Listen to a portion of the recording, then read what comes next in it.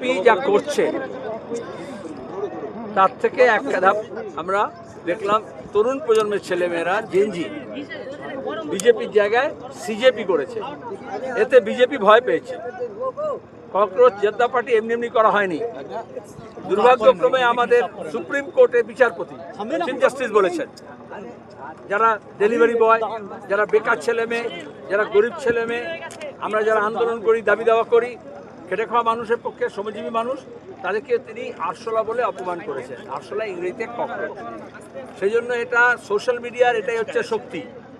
রাতারাতি লাখ লাখ ছেলে মেয়ে এই সিজেপি করে ককরোচ জনতা পার্টি করেছে। এটা ভারতীয় জনতা পার্টির উপরে একটা লাঞ্ছন।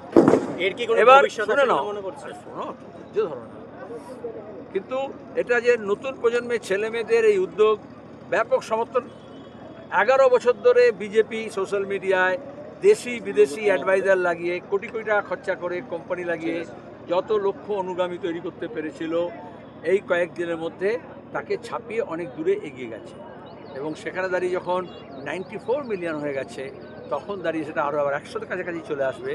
তখন এটা আজকে দেখলাম আমরা, এই যে এটা তো মাল্টিন্যাশনাল কোম্পানি, সোশ্যাল মিডিয়া যারা চালায়, আমি আর কোম্পানির নাম বলছি না, তারা ওটাকে সরিয়ে দিয়েছে। কারণ মোদি নিজে এটা বুঝে না। এই যে আমি সার্কুলার কথা বললাম, এখানে যেরকম যাতে বিরোধী কথা কেউ না বলে, বিরোধী শক্তি যদি না ওঠে, সরকারের সমালোচনা না হয়, মোদি যেমন সাংবাদিকদের প্রশ্নের উত্তর দেন না, তেমনি এই সোশ্যাল মিডিয়াকে ব্যবহার করে যাতে সরকার বিরোধী কোনো সমালোচনা না হয়, বিজেপি ভয় পেয়েছে। এবং এই জন্য তারা ওই কোম্পানিগুলোকে, আমেরিকান কোম্পানিকে ব্যবহার করে ওইটাকে এখন অফ করে দেওয়ার চেষ্টা করছে।